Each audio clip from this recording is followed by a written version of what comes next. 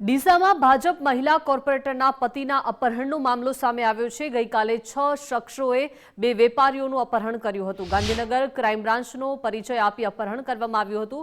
મોબાઈલમાં પોલીસનું કાર્ડ પણ વેપારીઓએ બતાવ્યું હતું। જ્યારે વેપારીઓ પાસેથી 50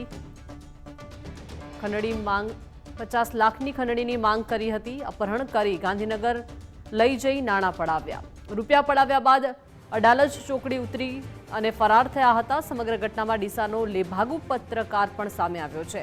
વેપારીએ ડીસા તાલુકા મથકે ફરિયાદ નોંધાવી હતી। પોલીસે પત્રકાર સહિત 7 લોકો સામે ગુનો નોંધ્યો। અપહરણના આ ગુનામાં પોલીસે વધુ તપાસ શરૂ કરી છે।